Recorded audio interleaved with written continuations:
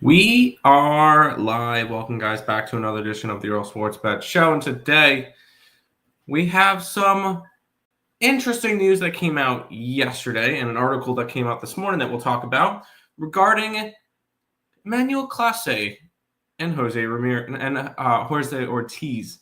Luis Ortiz, not Jose. Luis Ortiz. In terms of their gambling conspiracies and all that stuff. So that's going to be a little bit of an interesting topic that we'll bring up for a little bit to start off the show today. And then we're going to recap what happened in college football this weekend and some upsets, some college football playoff implications that kind of went down.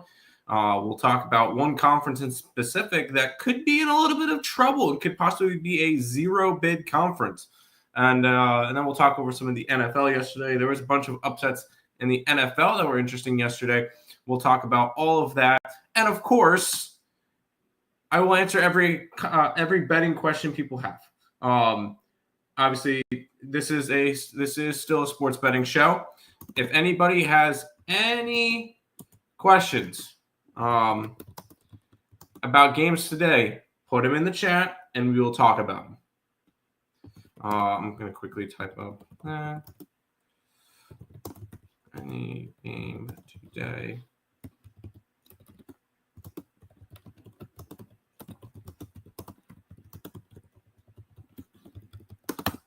But we are live on the Earle Sports Bets YouTube channel. We're live on the Twitch. We're live on Twitter, Kick, and TikTok. So make sure you guys are following all of those. Trying to grow. Obviously, the YouTube's not really growing. But I'm still trying to reach 4,200 subscribers on YouTube. We're trying to hit 1,600 on TikTok. We're at 1,518. So if you guys are able to follow all of those, it would be greatly appreciated. We'll go to the TikTok chat real quick because Mike Keith asked Xavier versus Santa Clara. That's one in college basketball today that I actually do have, and it's right here, right under the Packers. I have Santa Clara today. This is a line that shifted because it opened up around 4, and it shifted all the way down to 2.5 when I bet it. And I think Santa Clara wins this one. So I did take Santa Clara. I got them at plus 130. So took a little bit of a dog to start. That's in a 8:30 game tonight. So we'll grab a dog. But we will, by the way, the recap for this weekend for plays and stuff, I'll go over when we recap the sports. So keep that in mind. I will recap my plays on what happened. It was not a good weekend, but I will recap the plays when we talk it over. But we're going to start off with a very interesting topic, and that is Emmanuel Clase and Luis Ortiz possibly getting arrested in their because of what they did. And if you guys have not followed all that, there was an article that got posted out by Sportoco, which I will put in the chat just because that's going to be important if you guys want to read that for yourselves. I will put in the chat so that you guys can you guys are able to check out the article. We will kind of be reading over that and kind of showing you what exactly went on with or what is going on with all of this charades, because we saw something very similar with some NBA players and stuff, and we'll bring that up in the article. We're gonna X that out. Read this. Okay. Guardians pitchers face significant prison time for pitch fixing scheme.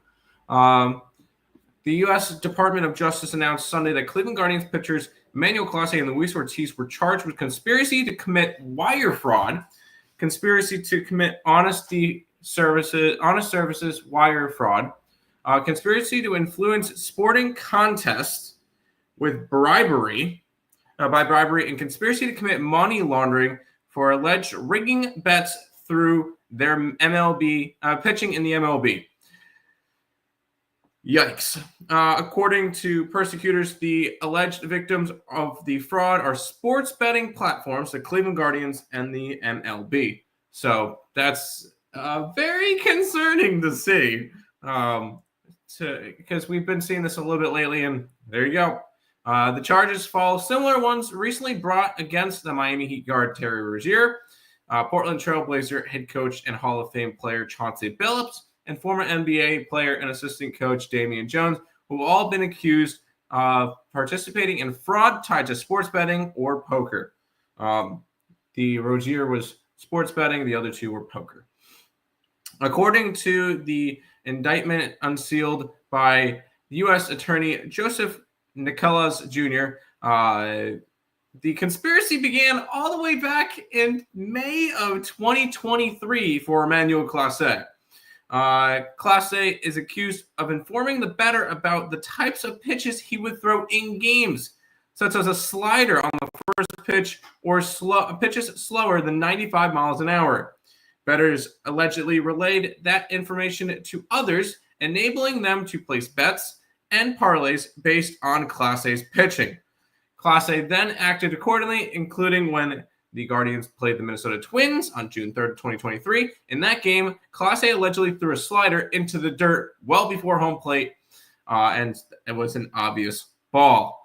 Clase, who is alleged of receiving kickbacks from the conspirator and violating MLB rules by using his cell phone during games to coordinate with bettors. The indictment details alleged texts sent by Clase to his co-conspirator during games, including messages where Clase asked if the bettor was ready before initiating and intentionally throwing a pitch into the dirt. The fuck? What's wrong with people? The indictment also refers to Clase electronically transferring money to a bettor. In addition, he was allegedly caught on camera by bank security withdrawing approximately $50,000 in cash from a bank on June 27th. Ortiz, who alleged joined the criminal scheme in June of 2025, faced similar allegations. Like Clase, Ortiz is accused of agreeing to throw certain pitches in exchange for payment. Ortiz also allegedly sent incriminating text messages and participated in electronic transferring of funds. This is this is kind of, they're done. They are absolutely done. The crazy thing is, here you go. Where's the? I was just there. Further, Ortiz and Clase are depicted as coordinating the conspiracy. For example, on June 19th, 2025, Clase allegedly sent Ortiz a photograph of a receipt for a wire transfer of approximately 90,000 pesos or $4,900 under current exchange rates, along with an audio message instructing Ortiz to get his associates in the Dominican Republic to lie about the purpose of the funds. Just red flags everywhere. They're so stupid. Ortiz was allegedly directed to say these payments are for a horse. Clase and Ortiz are just described as receiving $5,000 payments for throwing rigged pitches or arranging for them to be thrown, a modest sum compared under their salaries, where, Emmanuel Clase was making $20 million a year. Anyways, at the end of this, I'm going to I'll let you guys read the rest of the article there. But this is ugly. Most likely they could face jail time up to 65 years. Although they're unlikely to receive that high of a sentence, this is very, very significant. And we're never going to see this, and we're never going to see them play in baseball again. But they may be going away for a while. Now that we know a lot more details about it, because before it was just like, it was allegation. No, now there's a lot more concrete evidence, and this is going to change a lot in terms of the landscape of baseball, the landscape of sports in general, the landscape of betting in general. So keep an eye on this, and I will be covering more of this story as we get more details and what their ultimate sentences are going to be. But that is the Class A and Ortiz story. So that is definitely something to keep an eye on. Grant's asking Santa Clara. Yes, I'm on Santa Clara today. A lot of things. There's a lot of people just joining. Like the live, appreciate that. Join.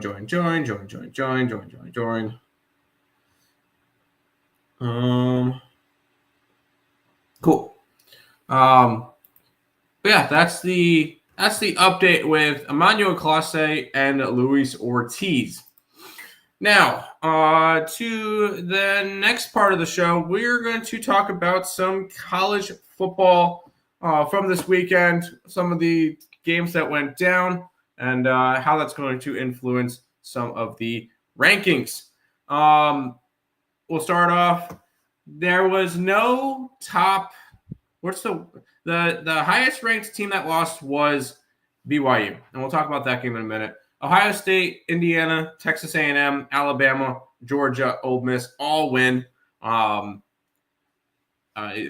State beat Purdue 34-10, so 24-point win there. Indiana barely got there. 27-24 against Penn State is a 14-point favorite. So a little bit of concern there. I wouldn't be surprised if we saw a little bit of a flip after that, because Texas A&M wins by 21 on the road against what was number 22 Missouri. So I wouldn't be surprised if when the college football playoffs rankings come out, the top four would include Ohio State, Texas A&M, Indiana, and then Alabama. Alabama 20-9 win versus LSU, giving LSU their fourth loss of the year and effectively eliminating LSU from any playoff hopes or chances for them. They're now 5-4. Georgia blows out Mississippi State, probably going to keep them in the 5 spot. They won 41-21. 49-0 win for Ole Miss. That was against the Citadel, so I don't really care. Probably the biggest game of the weekend was BYU and Texas Tech. Texas Tech wins by 22. I cashed a trifecta on that one. That was one of my favorite plays of the weekend was Texas Tech. So they took care of business with a 29-7 win. BYU is probably going to drop a little bit. They should still be in the conversation. They will probably still, because right now they are still, those two teams will most likely meet each other again in the Big 12 championship game. So I'm not overly concerned about BYU. Plus, I think BYU's got the schedule to kind of finish it out because they got TCU, Cincinnati, and USF. And the one questionable game is going to be at Cincinnati. So I think they'll be just fine. I think they'll probably finish 11-1, make the Big 12 championship game, and we'll probably talk about Texas Tech and BYU. Texas Tech and BYU will be probably playing in the Big 12 championship games. Gio is saying, "Do I ride all these picks?" That's up to you. I just tell you guys what I'm betting. If you want to if you want to pick and choose, go ahead. If you want to bet everything, go ahead. If you want to fade me 100%, go ahead. At the end of the day, I just kind of give you guys information, and I'll let you guys kind of determine what you want to do with that. What's my favorite 3?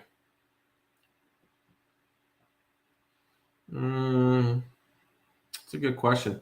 Something involving St. Thomas tonight. Either first half or full game. I'll let you determine that one. I kind of like this Milwaukee spot, -1.5 first half. And then the under in the Iowa State game are probably my top 3. But I really don't have like top 3. Also, I mean, Rangers under. Rangers have scored, 2 goals at home all year? I think that one could be interesting as well. So we'll keep on the recap with the college football because we're just looking at the ranked teams right now because that's where we're going to look at for college football playoff and stuff. Oregon barely sneaks out a win versus Iowa in Iowa, and that's 18-16. Oregon's kind of a little bit concerning. I thought Iowa had a shot to win that game, and then Oregon had to drive late. I'm going to still make the assumption, or I'm going to make the prediction, Oregon doesn't make the playoff. Because I don't think they're going to end up playing in the conference championship game because that's going to be between Ohio State and Indiana. most likely, because I think both of them probably finish undefeated. Plus, Oregon has to go up against Minnesota, which should be a win. They play USC, which is not going to be easy, and then they go to Washington, which I could see Washington giving them problems for sure. So Oregon barely sneaks out a win versus Iowa, effectively eliminating Iowa from college football playoff talk. Oregon kind of keeps himself in there for right now, but we'll have to see. Notre Dame, 49-10 win over Navy. If Notre Dame finishes 10-2, they're in the college football playoff, which they get to finish off the year. 24-ranked Pitt, which Pitt will probably go up after their win. Right? They won, right? I think they did. Pittsburgh. Oh, Pittsburgh wasn't ranked last week, so I don't have their thing up. I thought they won. Pitt. Oh, you know why I didn't know whether or not they won or not? They were on bye. So there you go. So they didn't lose. There you go. One of the big things, and here's I'm going to pull up this. Is the ACC in trouble? That's going to be another topic. Because the current front runner and the team that was in the college football talk for last week was Virginia. 16-9 loss to Wake Forest at home. I think that takes them out of it. They probably still make, if Virginia, they're 5-1, they could still win the ACC and probably make the college football playoff. But God, that's a bad loss. Luckily, Louisville took advantage of that, right? Oh, they lost in overtime. ACC, what are we doing? That's very, very concerning because those are your top two teams. And we'll also mention the team that's currently undefeated in ACC play, Duke.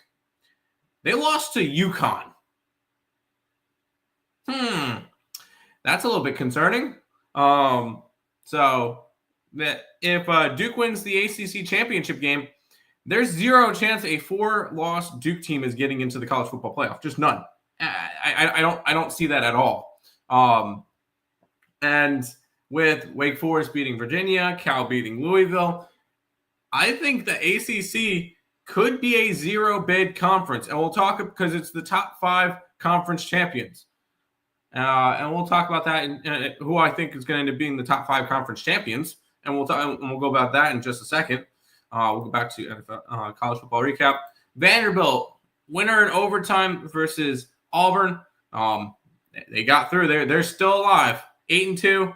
I doubt they're going to have a shot to make the SEC championship game, but I think if they finish 10-2, there's an argument for them making the college football playoff still. Miami takes care of Syracuse. Miami's at least right. Miami will probably be the ACC team that is currently slipped in there for right now. But they got 2 losses already in the ACC, and there's no guarantee that they make the ACC championship game. So if they don't make the ACC championship game, I don't care if they go 10-2. They're not making the college football playoff. It's just not going to happen. And then Washington goes and loses to Wisconsin. Yikes. 13-10. That was just an ugly game for Washington. And a game that they were at least up 10-3 at halftime. They might have even been up 10-0 at one point in that game. Let's see. No, because Wisconsin got the first field goal. They were up 10-3 at one point and then threw it away. Didn't score again the entire rest of the game. So that's a little bit concerning there. So those are the top 25 teams that won and lost.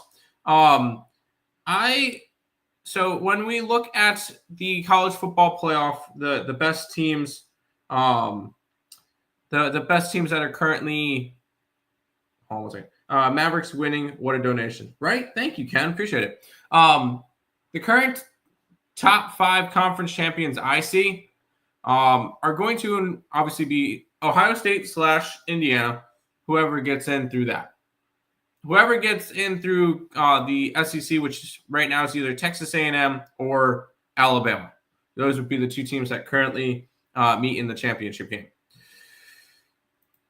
The Big 12 champion, Texas Tech or BYU. Most likely Texas Tech. Then we get into a little bit of a funny spot because normally the ACC would be in there. Right now, the current, if we go and pull up the standings for the ACC, I believe, where is it? Yep. Sorry, you do have Georgia Tech in there. I forgot they were on bye. They're currently 8-1. They're 5-1 in conference. You also got Virginia in there, who's also 5-1. You got Pitt in there, who's also 5-1. I guess SMU is still alive at 5-1, but they have 3 losses already. I don't see a 3-loss ACC team getting in. And Duke's 4-1, so Duke still has a shot to get in there because I think Duke's got one of the easiest ACC schedules left. And I know it's crazy to say. They go up against Virginia, which that's at home. Then they play UNC and Wake Forest, which are nothing. So if Duke wins next week, there's a really good chance that Duke makes the ACC championship game because they get to go up against UNC, who's 4-5 this season, and they get to go up against Wake Forest, who is 3-3 and 6-3 in conference play. They're going bowling, but I'm not overly concerned about that one. Right now, Georgia Tech, I guess, would be your kind of play in there because you're taking Virginia out after their loss last week to Wake Forest. You can't keep them in the college football playoff. Georgia Tech would get in there right now, but if Georgia Tech loses a game and all of a sudden you have a bunch of 2-loss teams, maybe even a 3-loss team or even do get a 4-loss, the ACC is really hoping for Georgia Tech to get in. Like Georgia Tech or Virginia to run the table, I guess. But Virginia's got Duke and Virginia Tech left. So I guess that's technically possible. If Virginia Tech goes into Duke and beats them, then Virginia most likely gets the spot, especially if they win the ACC. But even then, just big, kind of scary. Georgia Tech, what do they got left? They get Pitt. So they've got one more ACC game, and that's against Pittsburgh, which will be should be a game that they could win. I mean, they're ranked. Both teams are going to be ranked, but Georgia Tech's your best shot. But if Georgia Tech loses to Pitt, and then I guess Pitt can slide their way up. There's just a lot of chaos to the point where we're going to start looking towards we got to start looking towards some Group of 5 schools that could get in now. Unfortunately for Group of 5 school fans, San Diego State loses to Hawaii in the late game on Saturday. That drops them to 7-2. I feel like that effectively eliminates them from any chances because you needed that one to have a you needed them to have a 1 loss in order to kind of really get that spot. Another team that's going to be interesting and is going to be ranked is James Madison. They're 8-1, 6-0 in conference, and their 1 loss was to Louisville. So not really a terrible loss, and that loss was a close one. The other conference you got to talk about is the American, and whoever comes out of that. Because right now, going into this week, you've got 5 American Conference teams tied for 1 loss. You got Navy, who's 5-1. And the rest of the schedule for Navy includes South Florida, Memphis, and Army. That's going to be very difficult. That's going to be a very, very difficult run for them because that USF and Memphis are 2 teams that are going to be really, really difficult games. Speaking of USF, they're currently 4-1. They've got Navy, UAB, and Rice. So that's a game, and the Navy game is going to be very, very interesting for playoff talk or the conference champion talk. UAB and Rice should be easy wins for USF. So if USF goes into Navy this weekend and beats them, I think USF is going to be one of the teams pretty much guaranteed to play in the American Conference Championship game. Then you got 3 other teams that are going to be looking into it. Tulane, they've got 3 games left, and they got 1 loss. They got FAU, Temple, and Charlotte, which is going to be more of an easier schedule for them. They beat Memphis. That was kind of their big one. They have the 1 loss to UTSA. Other than that, they've looked good in conference. The most likely result, barring any big upsets, is South Florida and Tulane are going to find each other in the American Conference Championship game. The 2 teams with the longer shots You got North Texas, who just needs to kind of, I think they just need to win out. And they get UAB, Rice, and Temple. So definitely 3 teams that they should be able to beat. And then the final 1-loss team is my East Carolina Pirates. They got 1 more home game against Memphis. Then they go to UTSA and to Florida to FAU, Florida Atlantic. So we've got a couple of teams in that American Conference that all of them technically still have shots. Some of them play against each other.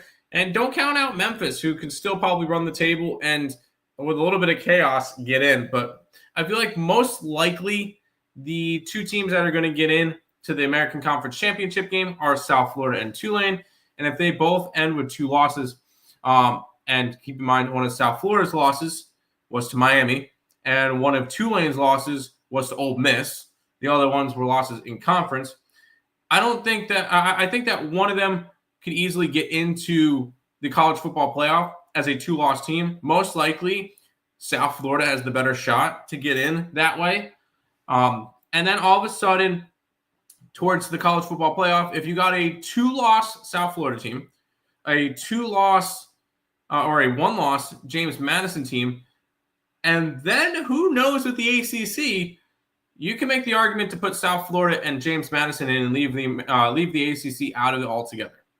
So kind of want to just kind of bring up that because that could be a very interesting spot. And obviously we'll look at the standings again next week, and we can make a little bit more arguments. We'll see what happens to some of the teams.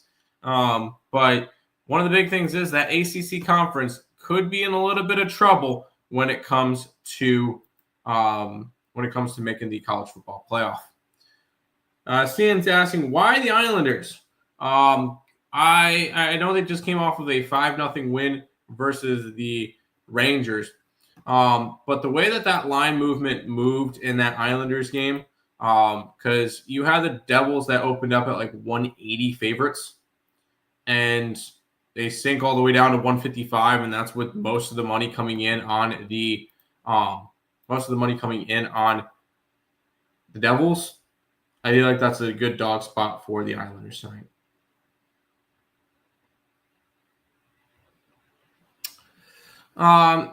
So that's the college football talk. Now let's go ahead and bring up the NFL.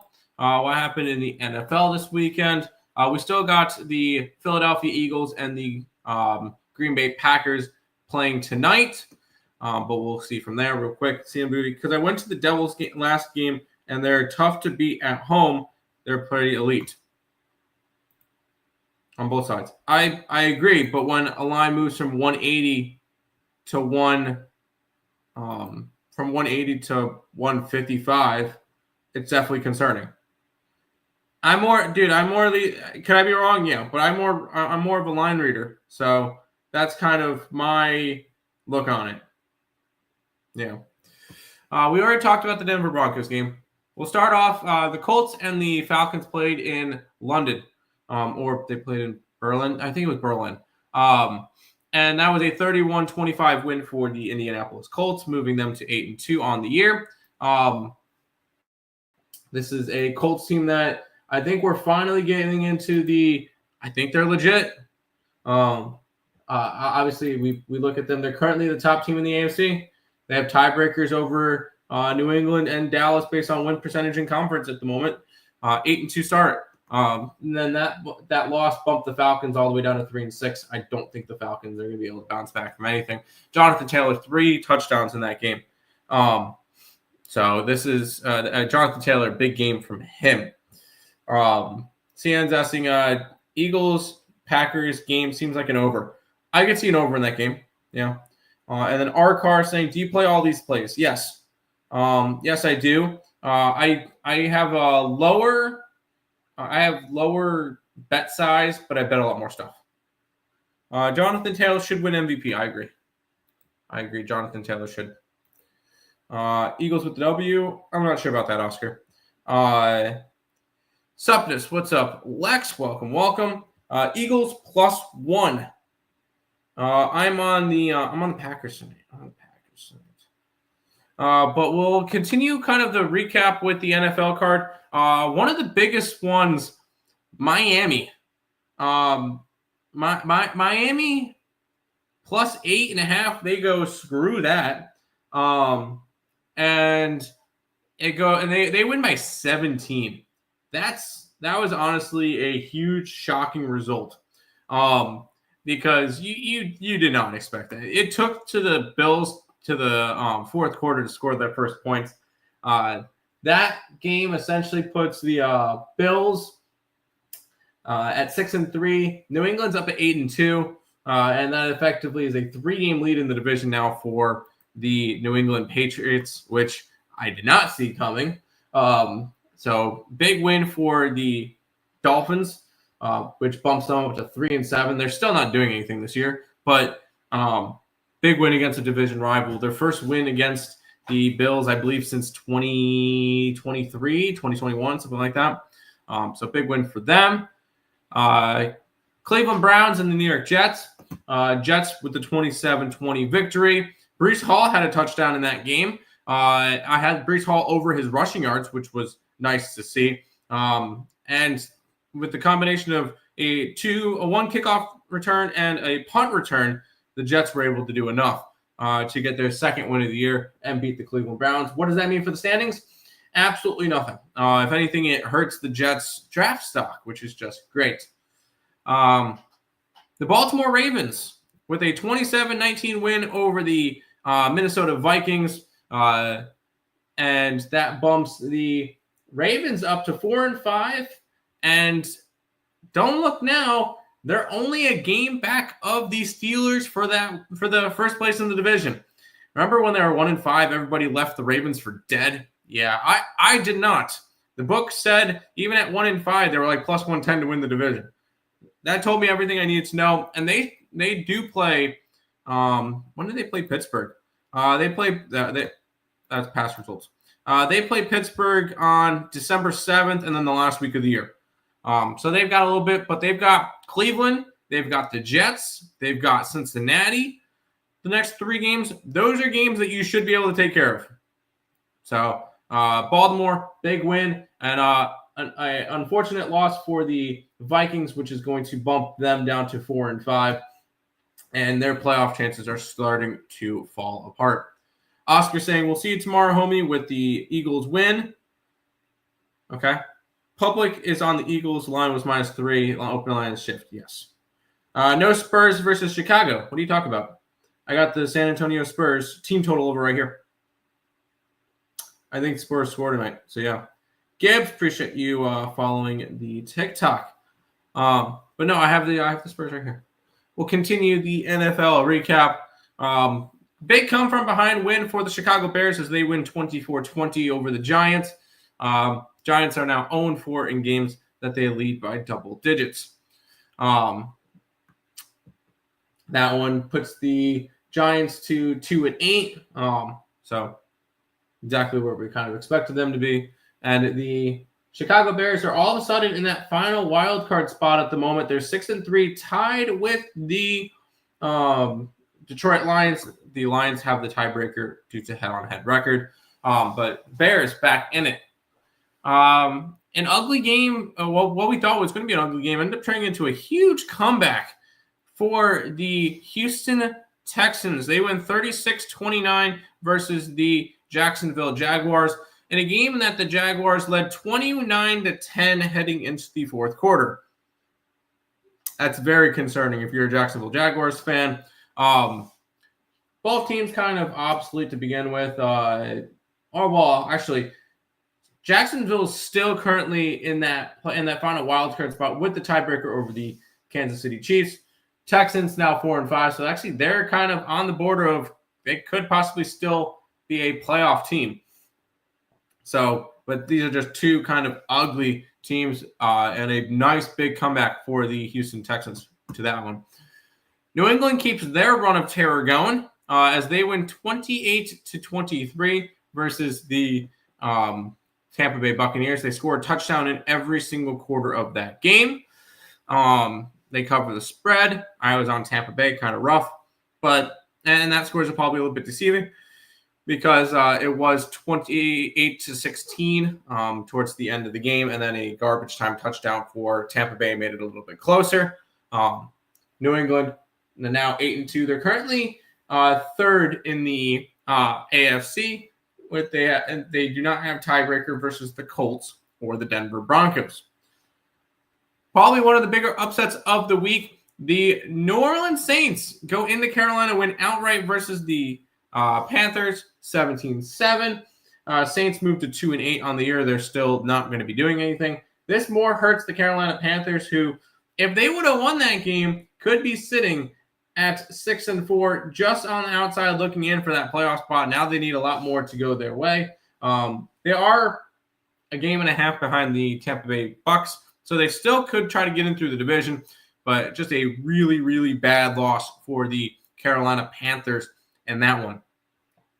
A big win for the current number one team in the NFC and the Seattle Seahawks, and that game was over quick.